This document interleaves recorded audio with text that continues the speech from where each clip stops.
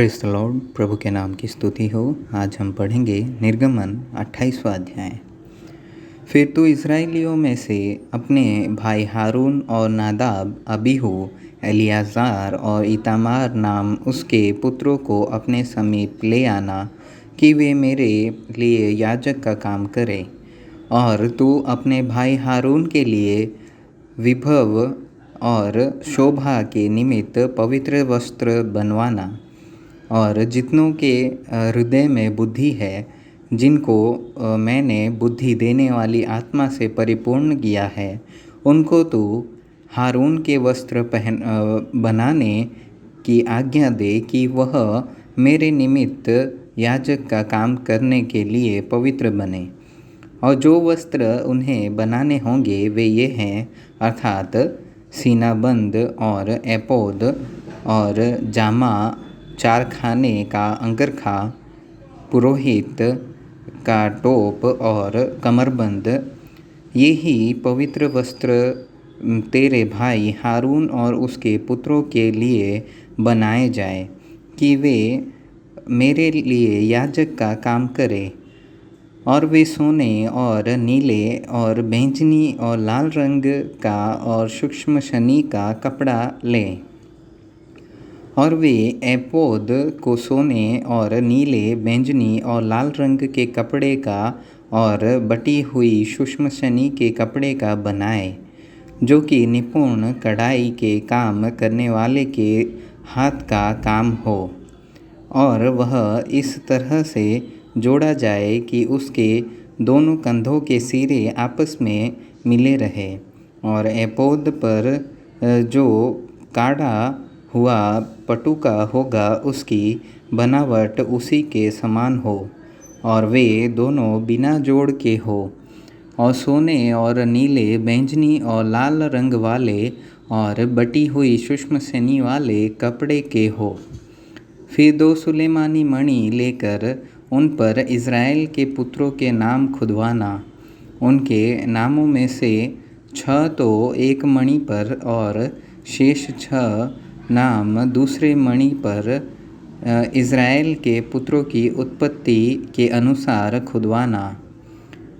मणि खोदने वाले के काम से जैसे छापा खोदा जाता है, वैसे ही उन 2 मणियों पर इज़राइल के पुत्रों के नाम खुदवाना।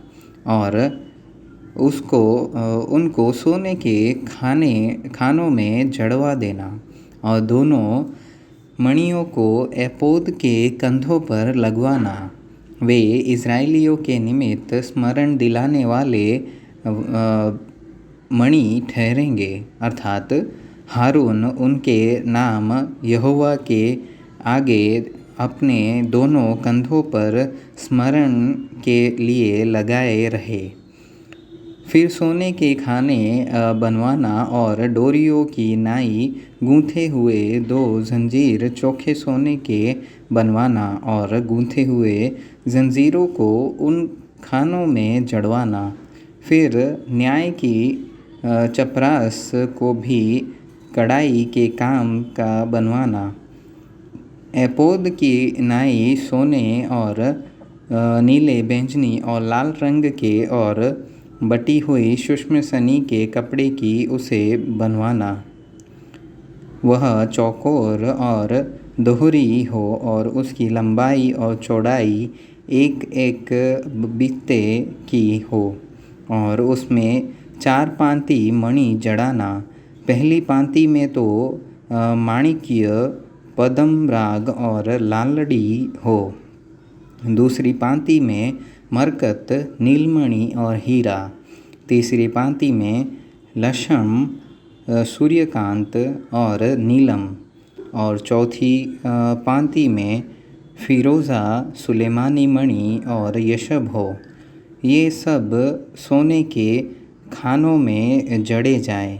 और इज़राइल के पुत्रों के जितने नाम हैं उतने मणि हो, अर्थात उनके नामों की गिनती के अनुसार 12 नाम खुदे 12 गोत्रों में से एक का नाम एक मणि पर ऐसे खुदे जैसे छापा खोदा जाता है।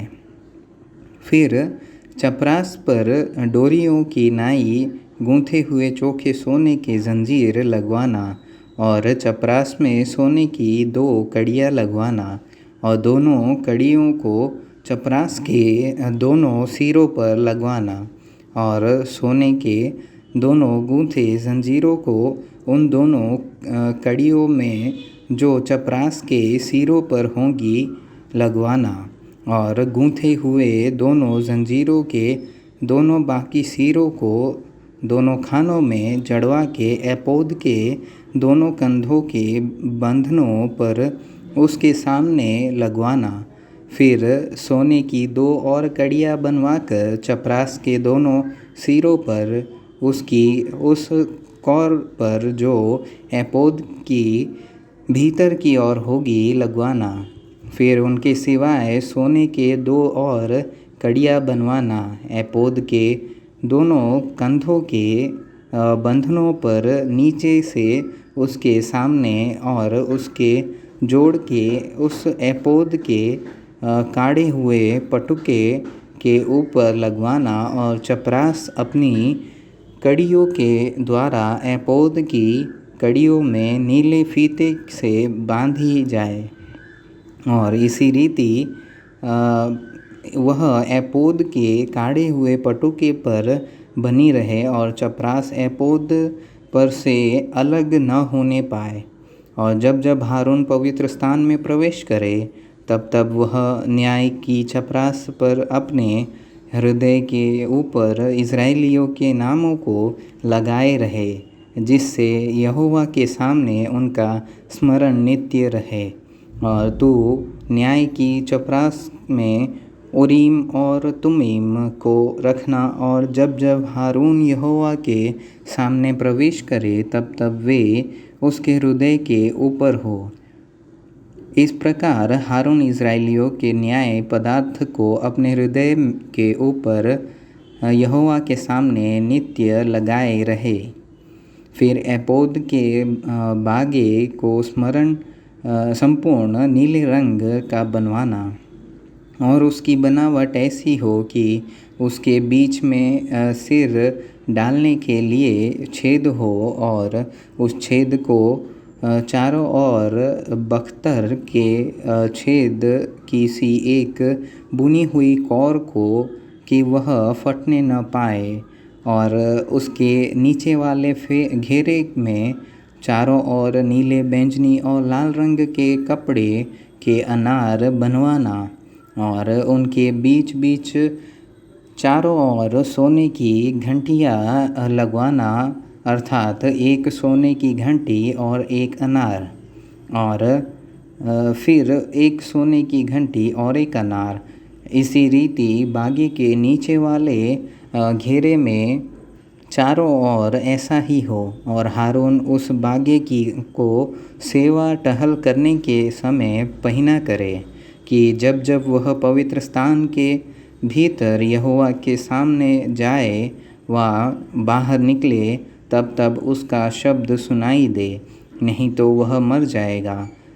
फिर चोखे सोने का एक टीका बनवाना और जैसे छापे में वैसे ही उसमें ये अक्षर खोदे जाए, अर्थात यहोवा के लिए पवित्र, और उसे नीले फीते से बांधना और वह पगड़ी के सामने के हिस्से पर रहे और वह हारून के माथे पर रहे, इसलिए कि इज़राइली जो कुछ पवित्र ठहराए, अर्थात जितनी पवित्र वस्तुएं भेंट में चढ़ावे, उन पवित्र वस्तुओं का दोष हारून उठाए रहे और वह नित्य उसके माथे पर रहे, जिससे यहोवा उनसे प्रसन्न रहे। और अंगरखे को सूक्ष्म शनी के कपड़े का चारखाना बुनवाना और एक पगड़ी को भी सूक्ष्म शनी के कपड़े की बनवाना और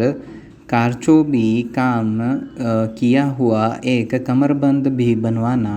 फिर हारून के पुत्रों के लिए भी अंगरखे और कमरबंद और टोपियाँ बनवाना। ये वस्त्र भी वैभव और शोभा के लिए बने। अपने भाई हारून और उसके पुत्रों को ये ही सब वस्त्र पहनाकर उनका अभिषेक और संस्कार करना और उन्हें पवित्र करना कि वे मेरे लिए याजक का काम करें, और उनके लिए सनी के कपड़े की जांघिया बनवाना जिनसे उनका तन ढपा रहे, वे कमर से जांघ तक की हो।